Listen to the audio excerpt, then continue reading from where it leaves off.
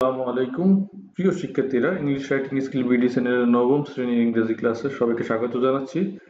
আমাদের আজকে পড়ার বিষয় হচ্ছে ইউনিট 5 প্রবলেমস অ্যারাউন্ড আস, আমাদের চারপাশের সমস্যা। Lesson 2, are we too many, আমরা কি খুব বেশি?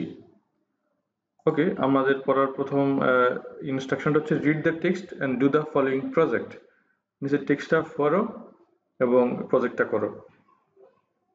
So the next day, when the teacher came to the class and was about to start the lesson, Shanti Borua stood up and said, পরের দিন যখন শিক্ষক শ্রেণীকক্ষে এলেন এবং পাঠ শুরু করতে যাচ্ছিলেন, তখন শান্তি বড়ুয়া উঠে দাঁড়িয়ে বলল, teacher, can I ask you a question please?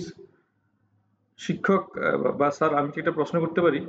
Go ahead Shanti, said the teacher. অবশ্যই শান্তি, শিক্ষক বলল। In your last class, we heard Zamel's story of how too many people made the ferry boat sink. গত ক্লাসে আমরা জানলাম যে কিভাবে অনেকগুলো মানুষ ফেরিতে উঠার ফলে সেখানে ফেরিটা ডুবে গিয়েছিল।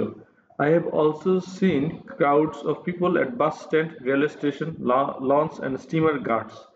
আমি bus stand, railway station, launch এবং স্টিমার ঘাট ও জনতার ভিড় দেখেছি। It is not uncommon to see people traveling on top of a bus or train and meeting with tragic accidents. বাস বা ট্রেনের উপরে মানুষ ভ্রমণ করছে এবং দুর্ঘটনার শিকার হচ্ছে, এটি বিরল কোনো ব্যাপার নয়। My question is are there really too many people in our country? আমার প্রশ্ন হলো, আমাদের দেশে কি সত্যি অতিরিক্ত মানুষ আছে? Thank you, Shanti, please sit down. ধন্যবাদ শান্তি, দয়া করে বসো। The teacher then looked round the class and asked, তারপর শিক্ষক শ্রেণীকক্ষের চারপাশে তাকিয়ে প্রশ্ন করলেন, how many of you have the same question in mind? তোমাদের মধ্যে কার কার মনে একই প্রশ্ন আছে? Almost all the hands went up, প্রায় সকলেই হাত তুলল। Okay, the teacher continued. আচ্ছা, শিক্ষক বলল, finding the right answer to this question is very important for us, for our national development. এই প্রশ্নের সঠিক উত্তর খুঁজে বের করা আমাদের জন্য খুব গুরুত্বপূর্ণ, আমাদের জাতীয় উন্নয়নের জন্য। So we will look at this issue with some fact so that we can find out if we are really too many or not.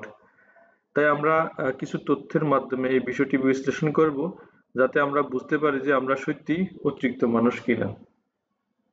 আমরা এখন এমসিকিউ কোশ্চেন দেখব। এই চ্যাপ্টারে কিছু এমসিকিউ কোশ্চেন আছে। প্রথমটা তোমার সামনে, আশা করি সবার কাছে, আমি বিশ্বাস করি বই আছে, তো বইটাতে তুমি কারেক্ট আনসারটা দাগিয়ে নিতে পারো। প্রথমটা হচ্ছে, Bangladesh is a small country because, Bangladesh ছোট দেশ কেন? এর আনসারটা হচ্ছে, it's land area is small. এর কারণ হচ্ছে এর ভূমির পরিমাণ খুব ছোট।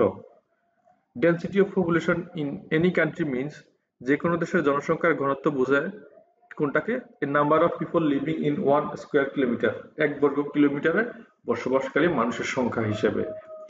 Hour yearly population growth rate is, আমাদের বার্ষিক জনসংখ্যা বৃদ্ধির হার হলো 1.40%।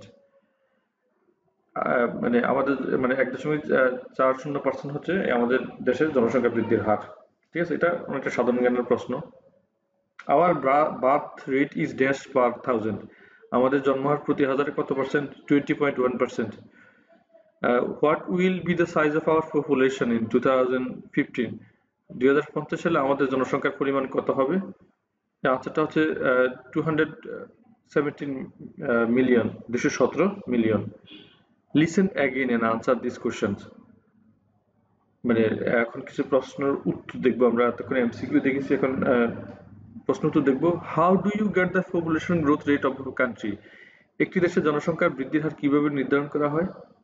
এর উত্তর হচ্ছে, the population growth of a country is calculated by subtracting the death rate from the birth rate and considering migration factors.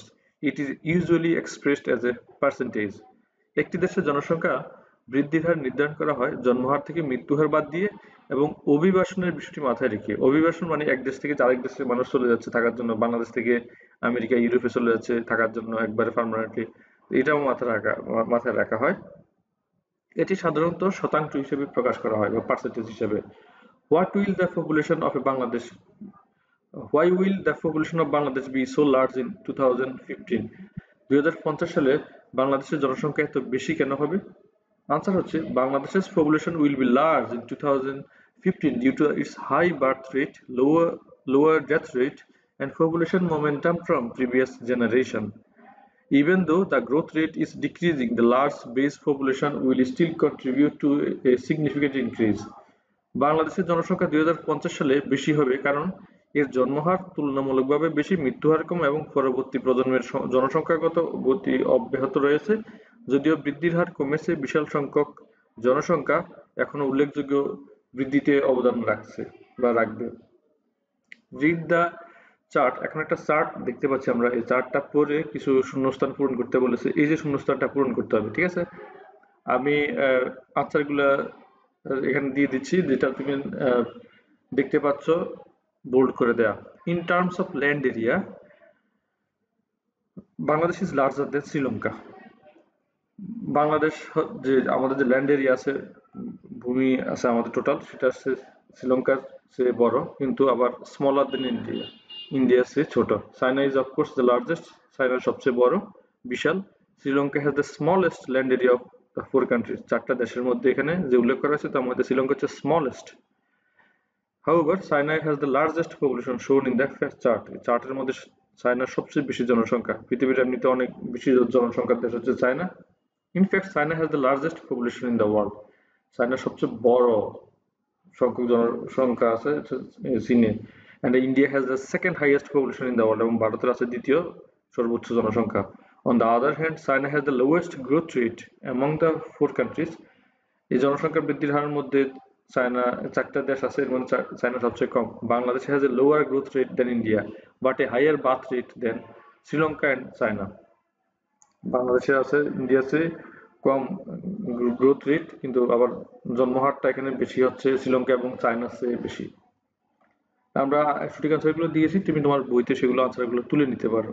আর কারো যদি উচ্চারণ এবং অনুবাদের প্রয়োজন হয়, এখানে দেয়া আছে, দেখো আমি দিয়ে দিয়েছি এখানে, তুমি এখান থেকে দেখেও অনুবাদ বা উচ্চারণগুলো দেখে নিতে পারো যদি কারো প্রয়োজন মনে হয়।